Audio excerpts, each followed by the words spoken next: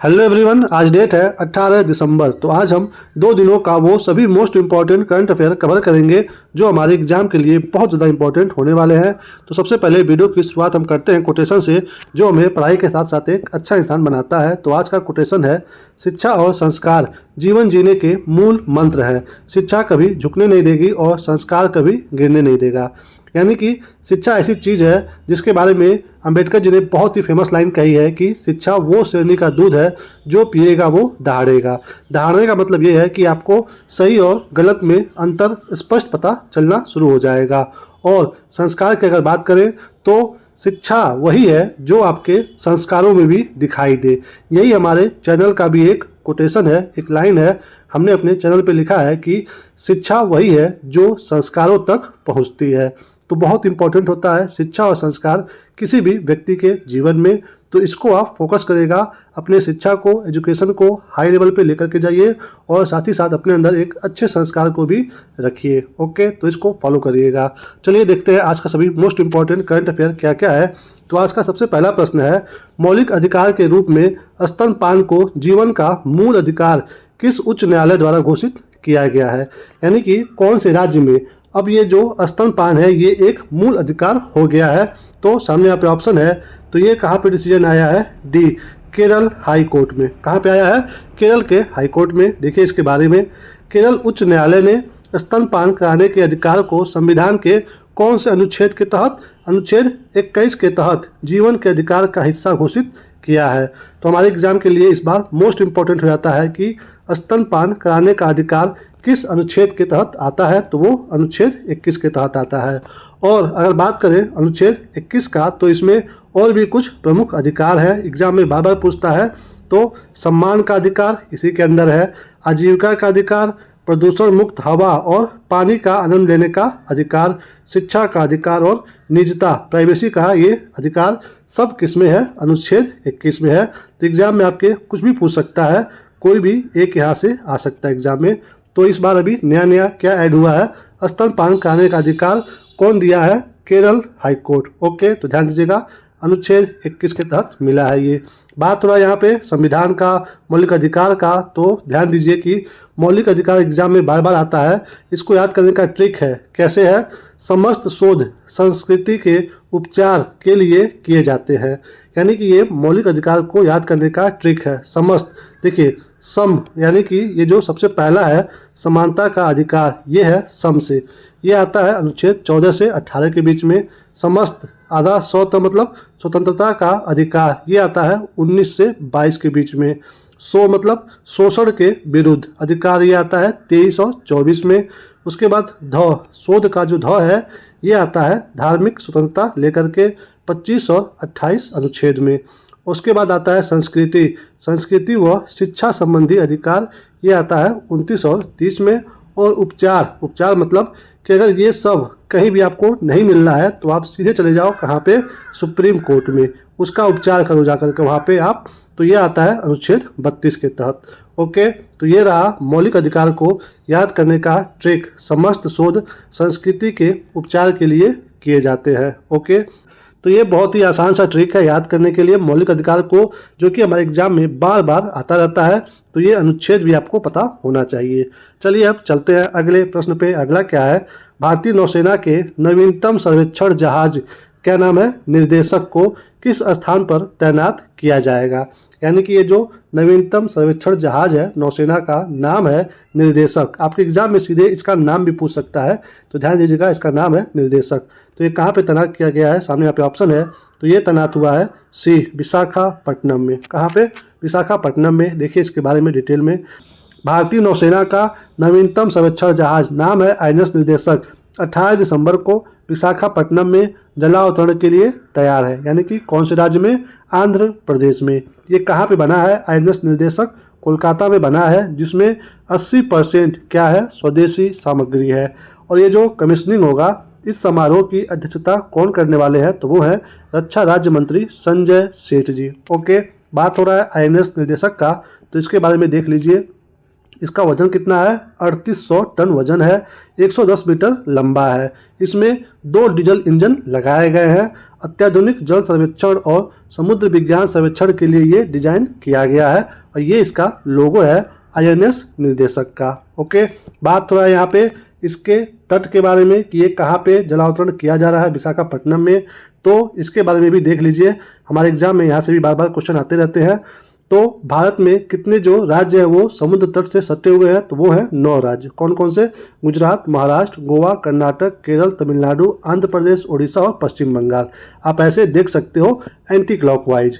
भारत में समुद्र तट की लंबाई टोटल अगर देखी जाए तो कितनी है? 7516.6 किलोमीटर। ओके, और इसमें अगर बात करें कि मुख्य भूमि से यानी सिर्फ यहाँ से यहाँ तक की बात करें तो 5422, और यदि इसमें द्वीप क्षेत्र को जोड़ दें यानी कि अंडमान और निकोबार और यहाँ पे जो है लक्षद्वीप, तो इसमें 2094 किलोमीटर और बढ़ जाता है। और इन दोनों को जब जोड़ेंगे तो टोटल आ जाएगा 7516.6 किलोमीटर भारत की टोटल समुद्र तट की लंबाई। ओके, और अगर इसमें पूछा जाए कि कौन से राज्य की जो लंबी तट रेखा है तो वो है गुजरात की। कितनी है? 1600 किलोमीटर। यहाँ पे देखिए, और सबसे छोटा किसका है? तो गोवा का है, सिर्फ और सिर्फ 131 किलोमीटर, जो कि यहाँ पे एरिया में ये पड़ता है। ये हो गया समुद्र के तटों के बारे में, यहाँ से बार बार एग्जाम में क्वेश्चन आता रहता है।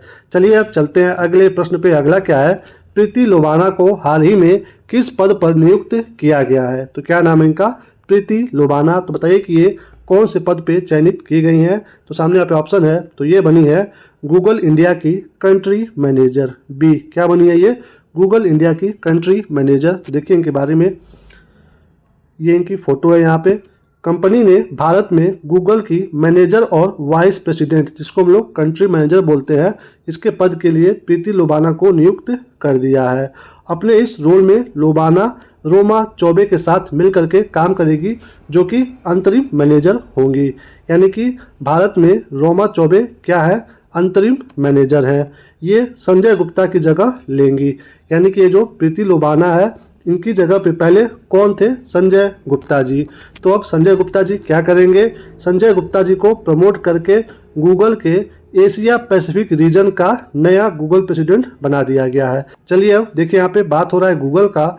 तो गूगल से संबंधित अभी कुछ दिन पहले न्यूज़ था, हमने यहाँ पे कवर किया था कि गूगल ने गूगल सेफ्टी इंजीनियरिंग सेंटर कहाँ पे स्थापित करने का योजना बनाया है? तो हैदराबाद में।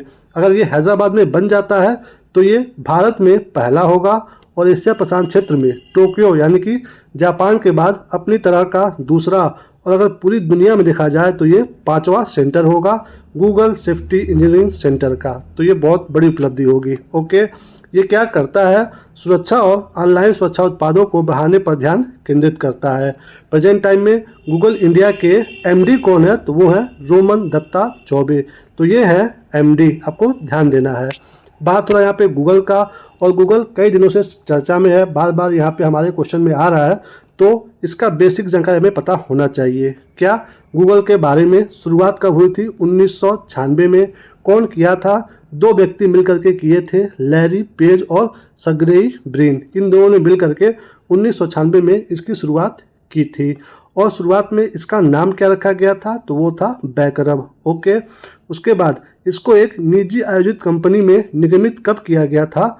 4 सितंबर 1998 को।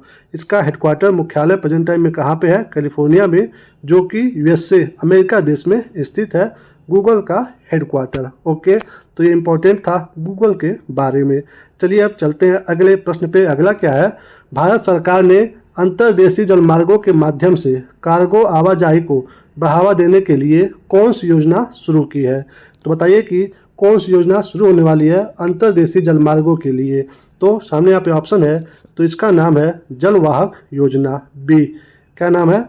जलवाहक योजना। देखिए इसके बारे में, भारत सरकार ने जलवाहक प्रोत्साहन योजना शुरू की है। इसका लक्ष्य है सड़क और रेल नेटवर्क के भार को कम करना और सतत परिवहन को प्रोत्साहित करना।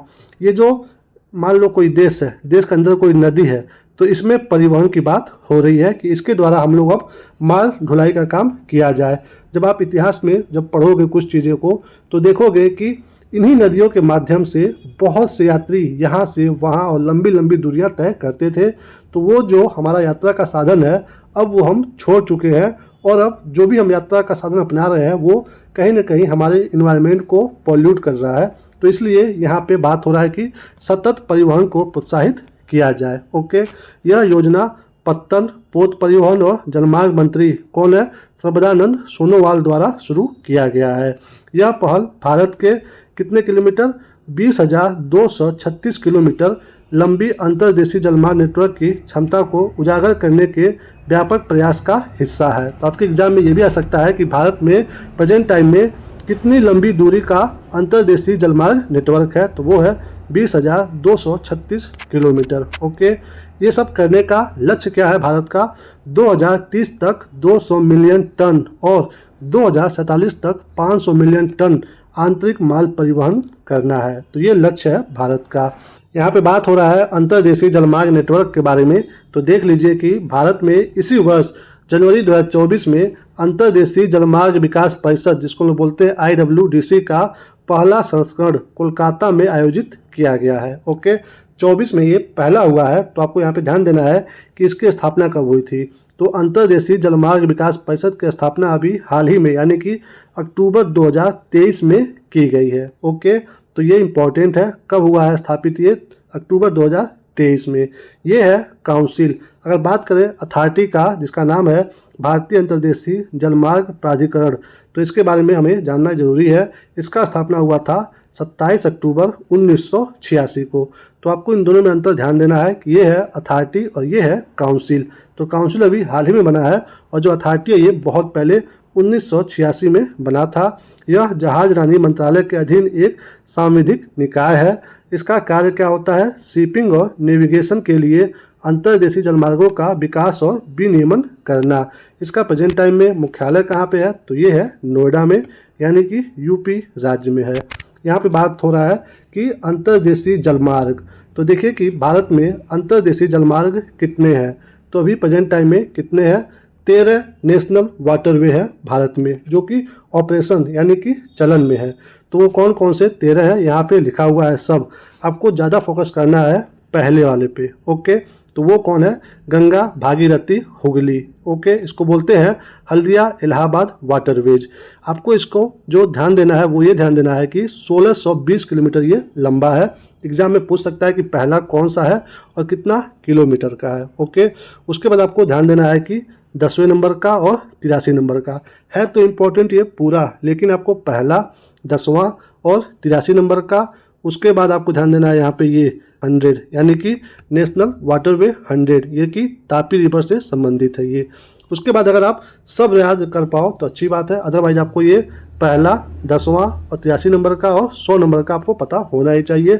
यहाँ पे ये मैप है, इसमें आप अच्छे से इसको रोक करके देख सकते हो। तो ये रहा नेशनल वाटरवेज ऑफ इंडिया, जो कि अभी टोटल 13 है जो कि ऑपरेशन में है। चलिए अब चलते हैं अगले प्रश्न पे। अगला क्या है, मिखाइल कोवेलशवली को हाल ही में किस देश का नया राष्ट्रपति चुना गया है। तो क्या नाम है इनका, मिखाइल कोवेलशवली। तो बताइए कि ये किस देश के अभी हाल ही में नए राष्ट्रपति बने हैं। तो सामने यहाँ पे ऑप्शन है, तो ये बने हैं जॉर्जिया के, सी। कहाँ के, जॉर्जिया के। देखिए इनके बारे में, राष्ट्रपति बनने से पहले ये क्या थे, पूर्व फुटबॉल खिलाड़ी। अब ये बन गए हैं जॉर्जिया के नए राष्ट्रपति। मिखाइल अपनी पार्टी में राष्ट्रपति पद के इकलौते उम्मीदवार थे। ओके, बात हो रहा है जॉर्जिया देश का, तो ये भी देख लीजिए इसका लोकेशन कहाँ पे क्या है। ओके, तो ये रहा इसका लोकेशन, ऊपर रसिया है, इधर ये सब देश इसके साइड बाय साइड है। आपको यहाँ पे ध्यान देना है कि जॉर्जिया रूस की दक्षिण सीमा और काला सागर के पूर्वी तट पर स्थित है, यानी कि ये लैंड लॉक कंट्री नहीं है। इसका एक सीमा जल से टच हुआ है, वो है ब्लैक सी यानी कि काला सागर। ओके, तो इसकी राजधानी क्या है, ये है तबिस्ली। ओके, और इसकी मुद्रा क्या है, वो है लारी। ओके, तो आपको राजधानी ध्यान देना है, नाम है तबिस्ली। ओके, और यहाँ पे बहुत ही फेमस नदी है, नाम है अराग्वी नदी। ओके, एग्जाम में बार बार पूछता है, तो अराग्वी नदी कौन से देश में है, ये है जॉर्जिया देश में। चलिए अब चलते हैं अगले प्रश्न पे। अगला क्या है, हाल ही में भारतीय डाक एवं दूरसंचार लेखा एवं वित्त सेवा ने अपना कौन सा स्थापना दिवस मनाया है। तो बताइए कि ये कौन सा इनका स्थापना दिवस है? भारतीय डाक एवं दूरसंचार लेखा एवं वित्त सेवा का। तो सामने यहाँ पे ऑप्शन है, तो ये है इसका 50वां स्थापना दिवस, डी। ओके, देखिए इसके बारे में डिटेल में। भारतीय डाक तथा दूरसंचार लेखा एवं वित्त सेवा ने कहाँ पे? नई दिल्ली में अपना 50वां स्थापना दिवस मनाया है। इस कार्यक्रम में उपराष्ट्रपति कौन? श्री जगदीप धनखड़ जी मुख्य अतिथि थे। यहाँ पे केंद्रीय संचार एवं उत्तर पूर्वी क्षेत्र विकास मंत्री कौन है? श्री ज्योतिरादित्य एम सिंधिया, ये भी यहाँ पे उपस्थित थे। यहाँ पे बात हो रहा है डाक के बारे में, तो देख लीजिए इसका इतिहास क्या रहा है। जो डाक सेवा का इतिहास है भारत में वो ये है कि इसकी सबसे पहली शुरुआत किए थे कुतुबुद्दीन ऐबक, जो कि सिर्फ 4 वर्षों तक शासन में थे, 1206 से 1210 तक। ओके, इन्होंने कौन से वंश की स्थापना की थी? मामलुक राजवंश, जिसको हम लोग क्या बोलते हैं? इसको हम लोग गुलाम वंश भी कहते हैं। इन्होंने सबसे पहले एक संदेशवाहक डाक प्रणाली बनाई थी, यानी कि सबसे पहले शुरुआत इन्हीं के द्वारा किया गया था। फिर इसको आगे 1296 में अलाउद्दीन खिलजी ने डाक चौकियों, एक घोड़ा और पैदल धावक सेवा में विस्तारित किया था। यानी कि डाक चौकी बनवाए थे, घोड़े के द्वारा संदेश भेजा जाता था और पैदल दौड़ दौड़ कर भी लोग एक स्थान से दूसरे स्थान तक सेवा ये मैसेज पहुंचाते रहते थे। आगे चल करके शेर शाह सूरी ने क्या किया? उत्तर भारतीय उच्च मार्ग पर संदेशों के परिवहन के लिए धावकों की जगह घोड़ों का इस्तेमाल शुरू किया, जिसे आज ग्रैंड ट्रंक रोड के रूप में जाना जाता है। यानी कि इन्होंने इसके लिए एक रोड बनवा दिया और उस पर घोड़ों के द्वारा ये सेवाएं करवाते थे, जिसे आज हम क्या बोलते हैं? Grand truck road. ओके, ये देखिए यहाँ पे क्या है, ये शेर शाह सूरी के समय की ये डाक चौकियाँ हैं जो कुछ कुछ किलोमीटर की दूरी पे होती थी और वहाँ पे कुछ टाइम के लिए विश्राम करने के लिए मिलता था उन घोड़ों को। ओके, अब देखिए प्रेजेंट टाइम का। भारतीय डाक और दूरसंचार लेखा और वित्त सेवा वर्ष, जिसके बारे में भी हमने पढ़ा है, 1972 में ये बनाया गया था।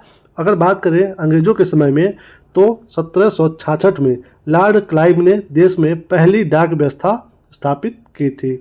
बात हो रहा है भारतीय डाकघर की, तो इसकी स्थापना कब हुई थी? 1837 में। 1854 में क्या बना था? डाक और तार दोनों ही विभाग अस्तित्व में आए थे अलग अलग। ओके, 1914 में क्या किया गया? प्रथम विश्व युद्ध के शुरुआत में ही दोनों विभागों को मिला दिया गया। ओके, तो यहाँ पे ध्यान दीजिए कि प्रथम विश्व युद्ध कब हुआ था? 1914 से 1918 तक हुआ था। ओके, और पोस्ट कार्ड की बात करें तो पोस्ट कार्ड शुरू हुआ था 1879 में और भारतीय पोस्टल आर्डर शुरू हुआ था 1930 में। तेज डाक वितरण के लिए क्या लाया गया? पिन कोड, जिसको हम लोग बोलते हैं पोस्टल इंडेक्स नंबर, 1972 में। और 1985 में डाक और दूरसंचार विभाग को अलग अलग कर दिया गया। तो ये इम्पोर्टेंट है डाक के बारे में, जहाँ से हमारे एग्जाम में कई बार क्वेश्चन आता रहता है। ओके, चलिए अब चलते हैं अगले प्रश्न पे। अगला क्या है? महिला junior Asia cup hockey championship 2024 का खिताब किसने जीता है? तो ये कौन सा खिताब है? महिला junior Asia cup hockey championship 2024 का। तो ये जीता गया है किसके द्वारा? ये जीता है अपना प्यारा भारत, ए। ओके, देखिए इसके बारे में। भारतीय महिला जूनियर हॉकी टीम ने मस्कट ओमान में, कहाँ पे हो रहा था? ओमान में आयोजित महिला जूनियर एशिया कप के फाइनल में किसको हराया है? चीन को 3-2 से। ओके, इसके बाद इस चैंपियनशिप में टॉप 5 में रहने वाली टीमें कौन कौन सी हैं? भारत तो चैंपियन बना, चीन बना उपविजेता, तीसरे पे था जापान, चौथे पे दक्षिण कोरिया और पांचवें पे मलेशिया। तो इन पांचों टीम को फायदा क्या हुआ है? इस जीत के साथ भारत जो है 2025 में जो FIS महिला जूनियर हॉकी विश्व कप होगा वो कहाँ पे होने वाला है? चिली में, उसके लिए क्वालिफाई कर गया है। और सिर्फ भारत ही नहीं, ये जो टॉप 5 टीम रही हैं, साथ ही चीन, जापान, दक्षिण कोरिया और मलेशियाई, ये भी टीम क्वालिफाई कर गई है। तो ये फ़ायदा मिला है इन पांचों टीम का, जिसमें विजयी कौन रहा है? भारत। ओके, महिला जूनियर एशिया कप के बारे में आपको ये जानना है कि इसका आयोजन कौन करवाता है? तो एशियाई हॉकी महासंघ। इसमें 21 वर्ष तक के खिलाड़ी जो होते हैं वही पार्टिसिपेट करते हैं। इसका उद्देश्य क्या है? यानी कि महिला जूनियर एशिया कप क्यों करवाया जाता है? क्योंकि जो FIH महिला जूनियर हॉकी विश्व कप होता है उसके लिए यहाँ पे टीमें क्वालिफाई करती हैं। ओके, इसका सबसे पहला संस्करण कब हुआ था? 1992 में मलेशिया देश में। और इस प्रतियोगिता में महिला जूनियर एशिया कप में सबसे सफल टीम कौन रही है अभी तक? दक्षिण कोरिया, जो कि 4 बार इसको जीती है। अगर बात करें भारत का, तो भारत इसमें 2 बार जीता है, पिछली बार 2023 में और इस साल 2024 में। तो ये रहा महिला जूनियर एशिया कप के बारे में। इसका आयोजन करवा रहा है एशियाई हॉकी महासंघ। तो इसके बारे में भी फटाफट से देख लेते हैं एशियाई हॉकी संघ के बारे में। एशियाई हॉकी अगर महासंघ के बारे में बात करें तो इसका स्थापना हुआ था 1958 में टोक्यो में, यानी कि जापान देश में। इसका हेडक्वार्टर मुख्यालय प्रेजेंट टाइम में कहाँ पे है? मलेशिया देश में है।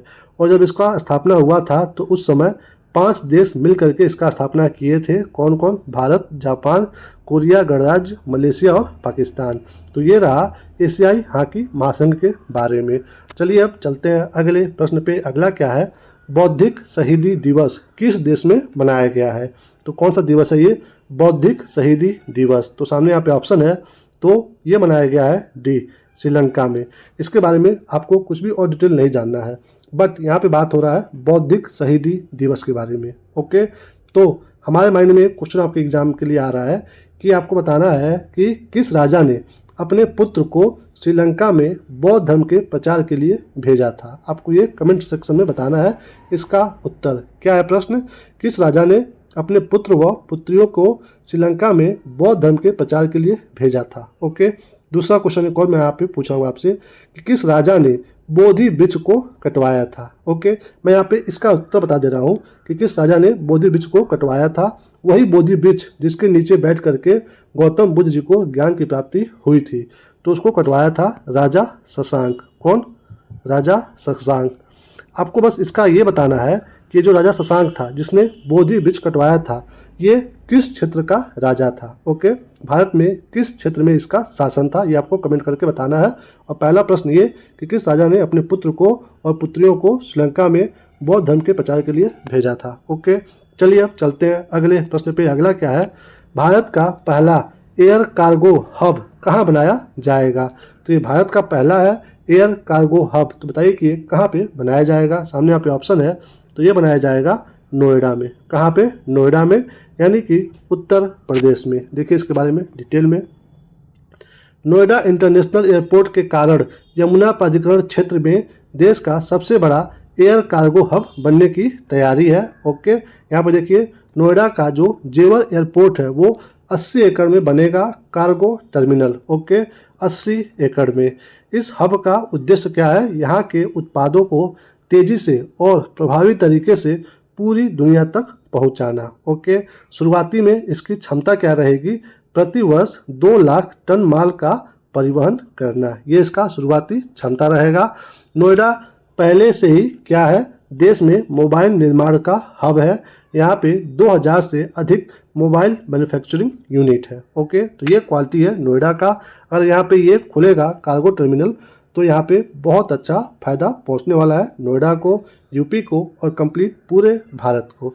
चलिए अब चलते हैं अगले प्रश्न पे। अगला क्या है? भारत का पहला डायबिटीज बायो बैंक किस शहर में स्थापित किया गया है? तो ये भी भारत का पहला है डायबिटीज बायो बैंक। तो बताइए कि ये कौन से शहर में स्थापित किया गया है? सामने यहाँ पे ऑप्शन है, तो ये बना है सी, चेन्नई में। कहाँ पे? चेन्नई में। देखिए इसके बारे में कौन कौन मिलकर के बनाया है। Indian council of medical research और मद्रास डायबिटीज रिसर्च, इन दोनों ने मिलकर के भारत का पहला डायबिटीज बायो बैंक चेन्नई में बनाया है, यानी कि तमिलनाडु राज्य में। ओके, चेन्नई कहाँ पे है? तमिलनाडु में है। इसका मकसद है इस क्रॉनिक बीमारी पर रिसर्च करना। ओके, तो यहाँ पे रिसर्च किया जाएगा क्योंकि प्रेजेंट टाइम में भारत में 11 करोड़ से अधिक लोग इस बीमारी से पीड़ित है। कौन सी बीमारी से? डायबिटीज बीमारी से। ओके, तो कौन बना रहा है? ICMR चेन्नई में। देखिए इसके बारे में, इस बीमारी के बारे में थोड़ा सा हमें जानना जरूरी है। तो क्या है इसके बारे में? डायबिटीज होता क्यों है? ओके, क्या क्या वजह है? अधिक वजन आपका हो जा रहा है तो फिर हो जाएगा। 40 से अगर ऊपर आपका एज है, यानी कि ये एक तरह से उम्र जनित बीमारी भी है। ओके, अगर आप एक्टिव नहीं हो, लेजी हो, तो भी आपको ये हो सकता है। BP या अन्य दिल संबंधी किसी बीमारी का शिकार अगर आप पहले से हैं तो फिर आपको डायबिटीज हो सकता है। और साथ ही साथ यदि परिवार में किसी अन्य व्यक्ति को है तो भी आप उसको मतलब अगर आप टच में रहोगे, उसके संपर्क में रहोगे तो आपको हो सकता है। तो ये होने का वजह है। और अगर आपको हो जा रहा है तो फिर इसका मतलब पता कैसे आप लगा पाओगे? बहुत पसीना आएगा तो फिर समझ जाओ, ज़्यादा प्यास लगा तो फिर, जल्दी जल्दी यूरिनेट करना तो फिर, बार बार भूख लगे तो, थकान जल्दी हो जाएगा, हाथ पैर में झुंझुनी आएगा और घाव भरने में बहुत समय लगेगा। तो ये सब तो मान लो आपको नॉर्मल समस्या लग सकती है, बट अगर ये समस्या आपको हो तो फिर आप समझ जाओ कि आपको अब टेस्ट कराने की ज़रूरत है। ओके। और अगर पता चलता है कि किसी को डायबिटीज़ हो गया तो फिर उसका उपाय क्या है, क्या करके हम उसको मतलब कम कर सकते हैं, उससे बच सकते हैं। देखिए, डाइट में आपको जो भी आपकी कैलोरी है उसको कम करिए, यानी कि खाने में जो एडिड शुगर है उसको कम कर दीजिए।